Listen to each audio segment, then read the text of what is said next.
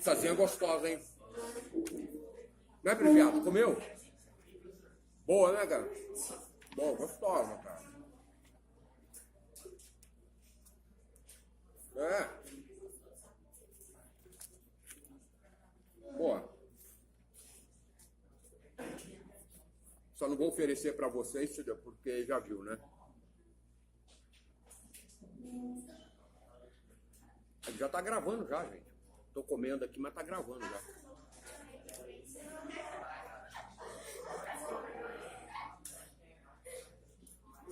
Porque tu acha que eu vou filmar você? Você o quê? Boiou? Ela boiou. Ela boiou, Previaça. Brincadeira, né, meu? Oi, Ellen. Você também é pra acabar, hein? Ai, ai, ai, ai, ai.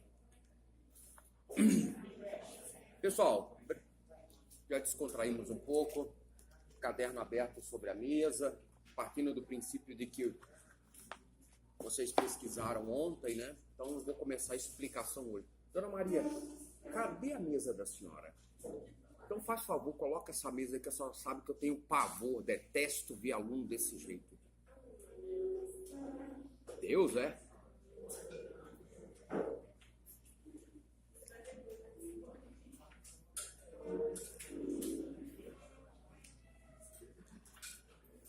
Os pimpolhos aí atrás aí, posso começar?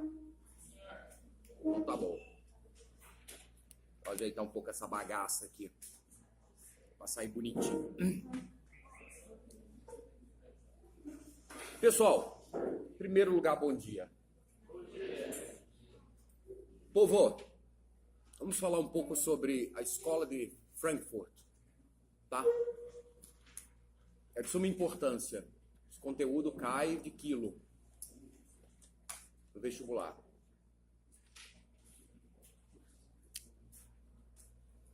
A escola de Frankfurt. A escola de Frankfurt foi fundada em 1923 na cidade de Frankfurt, na Alemanha. A princípio, a escola de Frankfurt era chamada de Instituto de Pesquisas Sociais. Passou a ser conhecida como Escola de Frankfurt porque ela funcionava, no caso, esse instituto, na Universidade de Frankfurt, na Alemanha. Então, eles tinham ali dentro da Universidade de Frankfurt, na Alemanha, um departamento especializado especificamente para estudar o desenvolvimento das sociedades da época. E esse instituto, ele era formado por intelectuais que tinham como finalidade estudar as sociedades tanto capitalistas quanto marxistas. E ao estudar as sociedades capitalistas e marxistas, ou comunistas, né, eles perceberam que tanto uma sociedade quanto outra era insuficiente no que diz respeito ao processo de gerenciamento da liberdade do indivíduo. Tanto uma sociedade quanto outra, ou seja, tanto a sociedade capitalista quanto as sociedades dos estados totalitaristas ou comunistas pecavam nesse sentido. Então eles teceram várias críticas a respeito dessas sociedades. Mas também é verdade dizer que esses estudiosos eles sintetizaram o pensamento de Freud ou a psicanálise freudiana com outros elementos, como por exemplo elementos do marxismo. Quando nós falamos da escola de Frankfurt, nós falamos em pensamento marxista. E quando falamos em pensamento marxista, nós falamos basicamente em crítica ao capitalismo. E foi justamente isso que os frankfurtianos fizeram. Eles criticaram o capitalismo. A questão é, quando nós falamos em frankfurtiano, nós temos que levar em consideração que essa escola produziu inúmeros pensadores, como, por exemplo, Theodor Adorno, Max Horkheimer, Herbert Marcuse, Erich Fromm, né, Felix Weil, Walter Benjamin e, por último, Jürgen Habermas. É claro que com relação ao Habermas, o Habermas ele foi considerado como frankfurtiano de segunda geração. Por quê? Porque Habermas ele foi assistente de Adorno. Ele participou da escola de Frankfurt, mas não efetivamente tais como estes que eu acabei de elencar. A questão é, quando nós falamos em escola de Frankfurt, falamos em Theodor Adorno e o Max Horkheimer. Quando falamos em Max Horkheimer e Theodor Adorno, falamos em crítica ao capitalismo e também ao iluminismo. Esses dois pensadores que eu acabei de falar, eles produziram algumas obras. Dentre estas obras escritas por eles, né, a obra muito conhecida, que também é muito citada como referência bibliográfica nos concursos Brasil afora, que é a Dialética do Esclarecimento.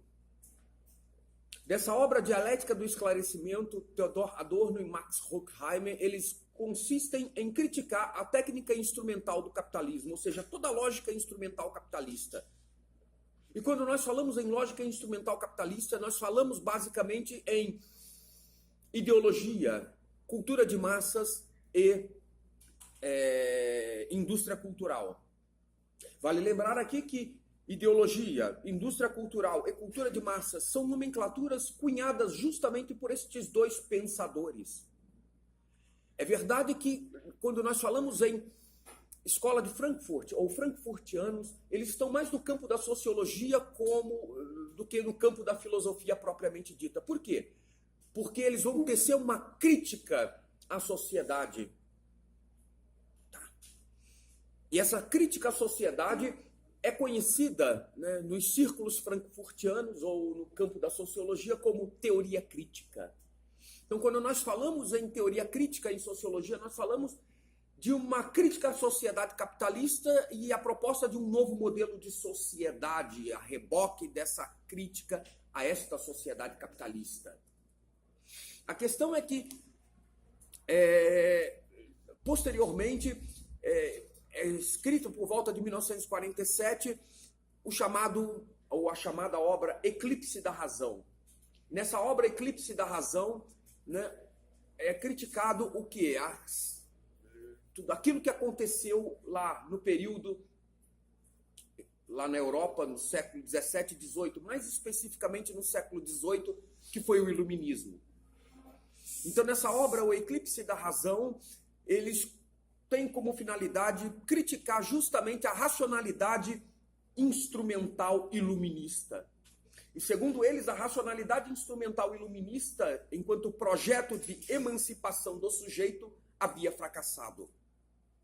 A questão é que, quando nós falamos em movimento iluminista, nós falamos em desenvolvimento da ciência. A ciência, ela se apoderou muito do movimento iluminista. Quando nós falamos em o apoderamento da ciência por causa do iluminismo, nós falamos que a ciência, ela desenvolveu a tal ponto que esse desenvolvimento foi criticado pelo próprio Karl Popper lá no Círculo de Viena. Popper critica o desenvolvimento da ciência, e é justamente esse desenvolvimento da ciência que foi um dos projetos que, segundo Theodor Adorno e Max Horkheimer, né, os projetos que haviam fracassado. A questão é que, a reboque do desenvolvimento da ciência, também tivemos o desenvolvimento da técnica. E com o desenvolvimento da técnica, segundo estes dois pensadores, tivemos também a superação do capitalismo. O capitalismo se supera. E quando eu digo que o capitalismo se supera, estou querendo dizer que o capitalismo atinge o seu auge nesse período. Quando ele atinge o seu auge nesse período, segundo a lei da física, tudo que sobe um dia desce. E foi exatamente o que aconteceu com o capitalismo. Esse capitalismo que atingiu seu auge lá no século XVIII, ele entra em crise na Europa no final do século XIX. E quando ele entra em crise no final do século XIX, a crise que o capitalismo sofreu prepara o palco para o surgimento de uma nova modalidade de Estado, de um novo modelo de Estado. Que Estado é esse? O Estado totalitarista. Ou seja, o primeiro modelo de Estado totalitarista que o mundo conheceu foi o soviético, com a Revolução Bolchevique de 1916 e lá 1917. Percebe que uma coisa vai dando origem à outra? Foi justamente isso que aconteceu, gente. Aconteceu que, com o desenvolvimento do capitalismo, o capitalismo como sistema econômico, para se desenvolver, o capitalismo no século XX, segundo o Theodor Adorno e o Max Horkheimer, ele se apropriou de elementos, se apropriou de vários elementos. Dentre estes elementos que o capitalismo se apropria, enquanto instrumento de massificação dos sujeitos, enquanto instrumento de aniquilação da liberdade individual do indivíduo, foi a indústria cultural. Só que quando nós falamos em indústria cultural, nós temos que levar em consideração uma coisa.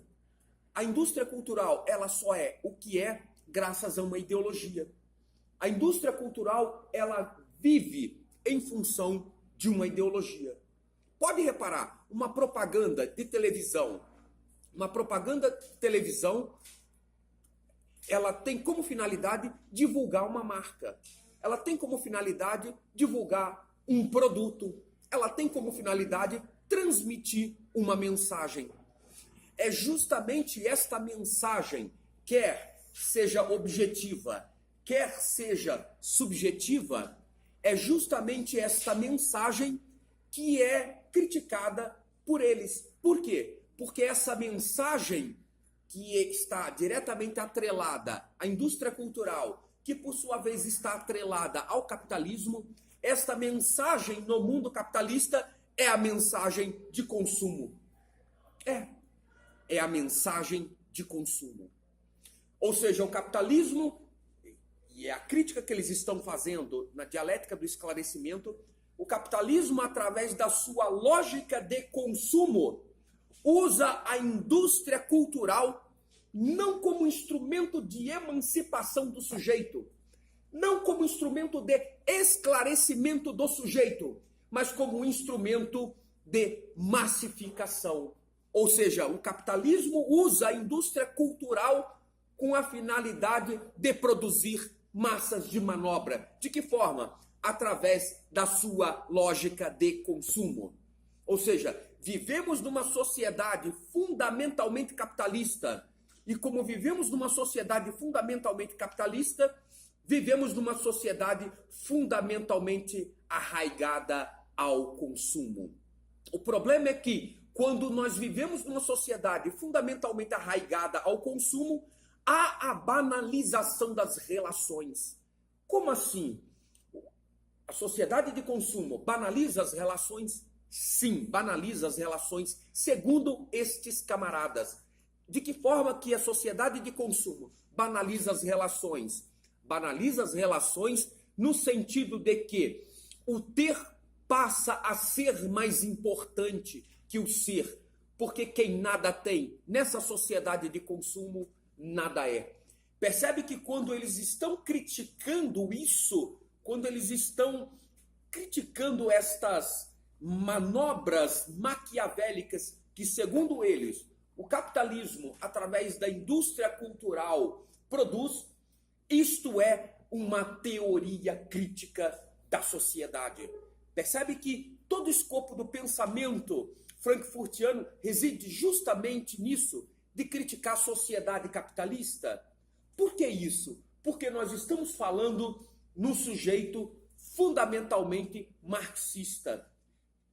Nós estamos falando num sujeito fundamentalmente arraigado a uma ideologia onde nessa sociedade de consumo que banaliza as relações, banaliza também o trabalho. Ou seja, o trabalho para eles, para o Theodor Adorno, para o Max Horkheimer, nessa sociedade de consumo, o trabalho é banalizado. O trabalho, ou seja, a mão de obra, ela é um veículo de exploração do indivíduo.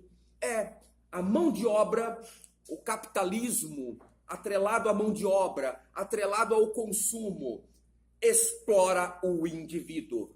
Onde o burguês é quem fatura, o burguês é quem tem projeção social, o burguês é quem lucra. Quando eu digo burguês que lucra, quando eu digo que é o burguês que tem projeção social, eu estou falando nas grandes corporações, como, por exemplo, as grandes empresas e os grandes bancos. Os bancos é quem faturam, os bancos é quem lucram, as grandes empresas é quem faturam, as grandes empresas é quem lucram. E o sujeito, e aquele indivíduo que está trabalhando, esse indivíduo é apenas e tão somente uma parte da mercadoria. Ele é uma parte da máquina. Percebe que ele é fundamental no que diz respeito ao desenvolvimento, ao funcionamento desta máquina que é o capitalismo? O trabalhador é fundamental. Ele é uma peça vital para o funcionamento dessa máquina. A máquina, por maior que seja, por mais bem estruturada que seja, por melhor que seja a engrenagem dela, se tiver faltando uma peça, por mínima que seja, essa máquina não funciona. Da mesma forma é o operário. O operário é uma peça fundamental nesta máquina. O que seria essa máquina? A sociedade capitalista, a sociedade de consumo, a sociedade que produz. Produz para quê e para quem? Não sabemos. Produz para o consumo. De quem? Da própria sociedade. Este indivíduo, ele é uma peça fundamental. Sem ele, essa máquina que é chamada capitalismo, né, que tem como grande manipulador desta máquina o burguês, sem ele a máquina não funciona, que é a sociedade. Ou seja, essa peça é o trabalhador. Sem o trabalho escravo do indivíduo, sem o trabalho submetido à mais-valia desse trabalhador, essa máquina não funciona. Mas essa máquina, numa sociedade capitalista, precisa funcionar. E para ela funcionar, ela precisa ser explorada. E é justamente aí que entra a crítica que esses caras fazem. Esse indivíduo, para não ser explorado, esse indivíduo precisa se emancipar. Ele precisa se emancipar. Ele precisa se libertar. Se libertar do quê? Desta escravidão. A questão é que o projeto iluminista que deveria funcionar, o projeto iluminista que deveria emancipar o sujeito, acabou, por assim dizer, escravizando ele. Por quê? Porque graças ao projeto iluminista, segundo esses dois caras, houve o desenvolvimento, sobretudo, da técnica. Ou seja, as indústrias, elas proliferaram, as indústrias prosperaram e muito. Com a proliferação e com a prosperidade destas indústrias, houve cada vez mais a exploração do trabalhador. Ou seja, o trabalhador que deveria se emancipar graças ao desenvolvimento da ciência, o trabalhador, ele ainda continua, ainda permanece em processo de escravidão. Agora nós não estamos mais falando numa escravidão onde o indivíduo traz consigo uma algema, uma amarra física, geográfica. Agora nós estamos falando numa escravidão trabalhista. Ou seja, só mudou, em outras palavras, só mudou o senhor, mas a tutela ainda permanece a mesma. Aquela Europa que deveria se libertar da escravidão, do teocentrismo medieval, essa Europa se liberta desse desse modelo de escravidão e chama para si, adquire para si um outro tipo de escravidão, que é justamente a escravidão do trabalho. A questão é que, quando nós falamos em Escola de Frankfurt, nós falamos também em Herbert Marcuse. E quando falamos em Marcuse, falamos também em sociedade unidimensional. Alguém já ouviu aqui falar em sociedade unidimensional? Hã? Tá. O que é a sociedade unidimensional para o Marcuse? A sociedade unidimensional para o Marcuse é justamente essa sociedade que é influenciada justamente pelos veículos de comunicação de massa. É essa sociedade que deixou ser seduzida justamente por uma ideologia. Que ideologia é essa? Aquela que eu acabei de falar, criticada por Adorno e o Horkheimer, que é a sociedade, que é a ideologia de consumo. Ou seja, essa sociedade, essa ideologia de consumo, esse capitalismo, essa indústria cultural, cuja finalidade é produzir massas de manobra, essa indústria cultural produziu, através dos veículos de propaganda, os veículos de comunicação de massa, produziu um ser autômato. O que é esse ser autômato para o Marcuse? Simples. Em sua obra, O Homem Unidimensional, o ser autômato para o Marcuse é aquele ser cujo comportamento é homogêneo e o pensamento crítico é anulado. Este é o ser autômato. Esta é a sociedade autômata. É aquela sociedade homogeneizada. É aquela sociedade que não critica. É aquela sociedade que não critica a sua razão de ser. É aquela sociedade que não critica, segundo Marcuse, o porquê é que nós devemos consumir. Por quê? Porque o capitalismo diz que nós devemos consumir. Mas para que nós devemos consumir, o capitalismo não dá essa resposta. E a sociedade unidimensional, o ser autômato, por sua vez, não critica esta lacuna deixada pelo capitalismo.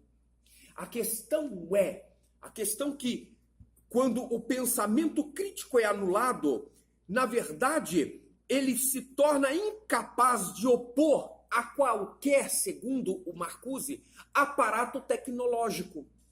Ou seja, o que o Marcuse está dizendo com isso? O Marcuse está dizendo exatamente que, quando o indivíduo ele está impossibilitado de opor-se a todos e quaisquer aparatos tecnológicos, significa dizer que esse indivíduo, enquanto ser autômato, enquanto ser homogêneo, ele está dizendo que esse indivíduo ele é escravo do sistema.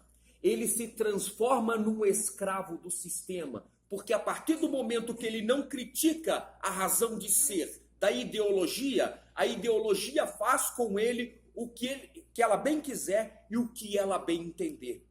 A questão é que nós precisamos nos emancipar de tudo isso. E aí, dialogando com Kant, lá no texto que ele escreveu, Aufklärung, que fala sobre a questão da minoridade e da maioridade, nós precisamos nos emancipar. Nós precisamos deixar de ser menor de idade e atingir a maioridade. O que é a minoridade e o que é a maioridade para o Kant? Dialogando com ele, uma vez que ele era iluminista, a minoridade é a incapacidade que o indivíduo tem de servir-se por ele mesmo do seu próprio entendimento, estando sob a tutela dos outros. Já a maioridade para o Kant é a capacidade que o indivíduo tem, por ele mesmo, de servir-se do seu próprio entendimento, não estando sob a tutela do outro.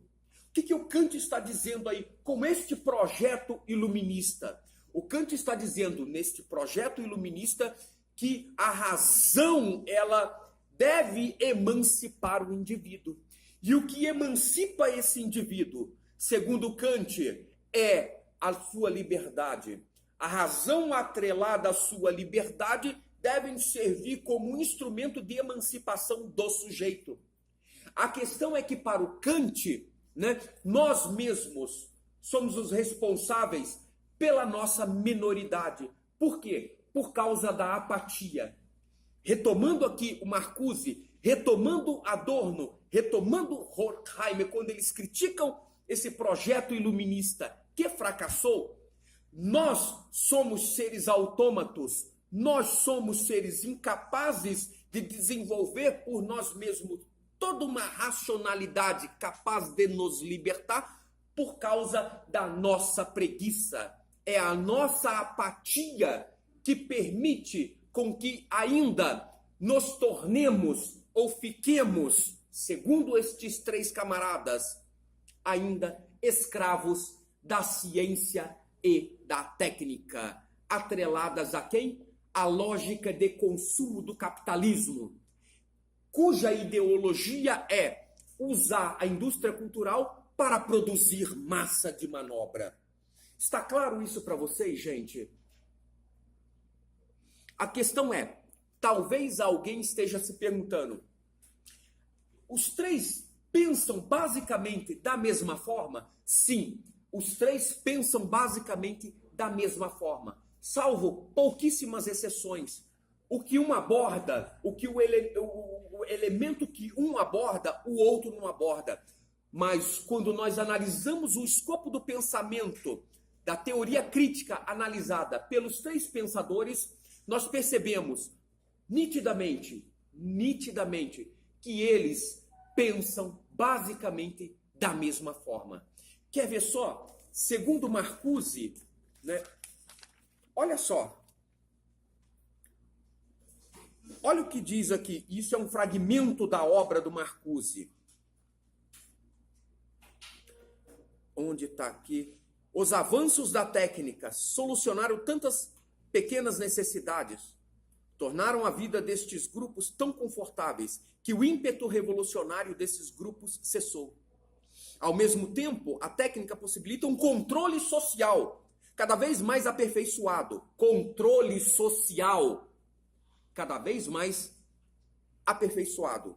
E se torna não instrumento neutro, como se acreditava anteriormente, e sim engrenagem central de um novo sistema de dominação. Está claro isso para vocês, pessoal? Vou perguntar de novo. Está claro isso para vocês? A questão é, segundo o Marcuse, qual é a solução? Qual é a alternativa que nós devemos... Qual é a postura, melhor dizendo, que nós devemos adotar para nos libertarmos desta escravidão? Devemos nos emancipar disso, dessa dominação. O que é que nós devemos fazer? Revolução. Entendem agora o porquê que o Marcuse foi um dos grandes mentores intelectuais da Revolução Estudantil, que foi uma revolução de cunho mundial, a Revolução de 68. Ele foi um dos cabeças da grande Revolução Cultural de 1968, que foi o grande movimento estudantil. Movimento esse que deu origem àquilo que nós conhecemos no Festival de Woodstock. Já ouviram falar no Festival de Woodstock? Foi o maior festival de rock do mundo, de todos os tempos, onde tocou ali Janis Joplin, o Jimi Hendrix, onde os Beatles, os Rolling Stones ficaram conhecidos. Já ouviram falar no Festival de Rock de Woodstock, gente? Pois bem, é fruto de tudo isso, dessa grande revolução cultural de 1968. A questão é, segundo Marcuse, o Quem deveria fazer essa revolução? Justamente esses indivíduos aqui.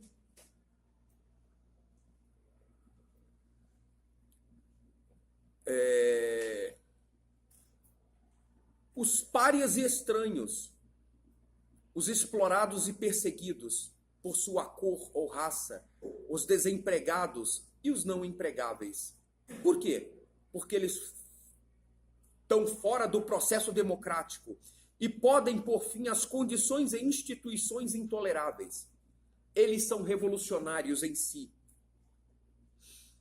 Eles são revolucionários em si mesmo.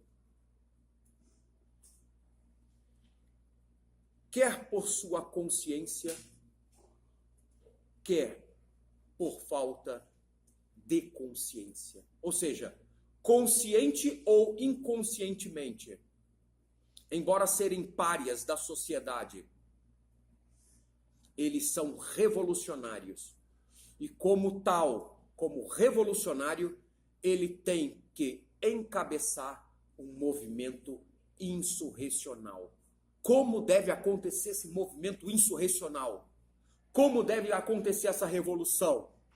Segundo o Marcuse, através de quebra de paradigmas, através da desestruturação da sociedade capitalista, ou seja, destruindo os princípios basilares que regem, que fundamentam a sociedade capitalista. Quais princípios basilares são esses? Sob a influência de Antônio Gramsci, Marcuse vai dizer que esses princípios basilares que regem a sociedade capitalista é a religião, cuja influência é judaico-cristã, o direito e a economia. Ou a política.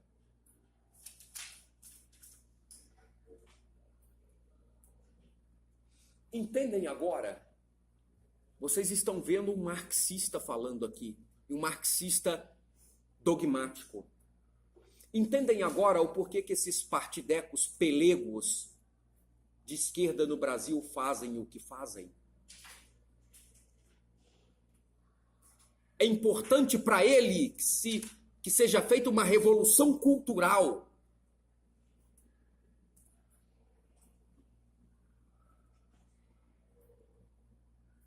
É só através de uma revolução cultural e uma revolução nas bases da sociedade, que deve acontecer nas bases da sociedade, através dos movimentos sociais, é que pode existir a libertação da sociedade em detrimento da exploração do capitalismo. Entendem agora o porquê da invasão do movimento sem terra? Entendem agora o porquê da marcha das vadias que ficam lá, entendeu? Nas praças com os seios de fora, exigindo a legalização do aborto.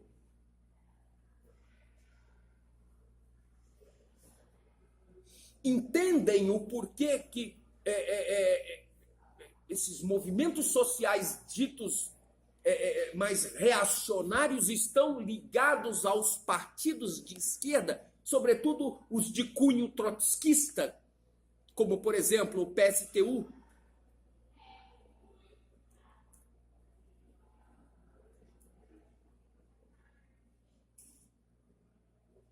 Percebem, gente? Todos os movimentos sociais são frutos da ideologia gramsciana atrelada justamente a esta proposta de libertação de sociedade de Marcuse e de Theodor Adorno e Max Horkheimer.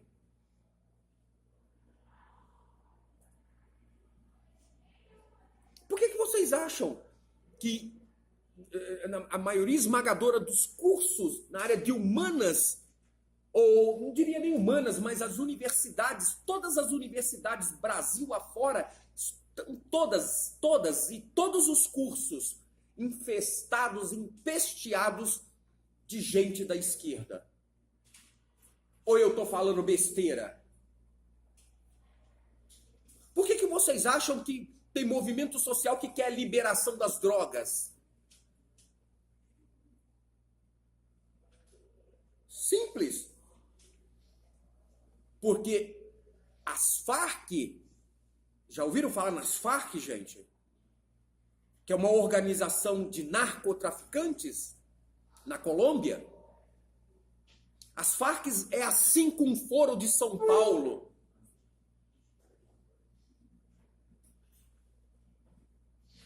As Farc é uma das patrocinadoras, financiadoras do Foro de São Paulo. A questão é quem é vinculado ao Foro de São Paulo? Todos os partidos de esquerda. E esses movimentos sociais que visam o quê? A legalização do aborto, a liberação das drogas, tantas e tantas outras pautas, movimento LGBT e por aí vai. Todos esses partidos estão ligados diretamente a movimentos sociais. Por que vocês acham que esses partidecos pelegos aí querem, por exemplo, a legalização das drogas? Por quê? Porque as Farc injeta dinheiro nesses partidos de esquerda no Brasil. E aí? Se eu tenho como pauta a legalização das drogas e as drogas são liberadas, quanto mais viciado, mais droga haverá no mercado. E quanto mais droga haverá no mercado, mais consumidores haverá. E quanto mais consumidores haverá, uma vez que está liberado, está tudo liberado, mais dinheiro circula. Consegue entender a lógica de tudo isso, gente?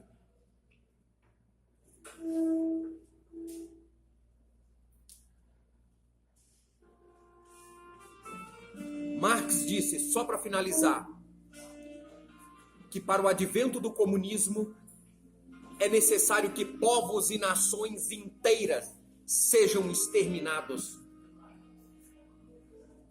Esses povos e nações inteiras que devem ser exterminados são os capitalistas, porque são opressores.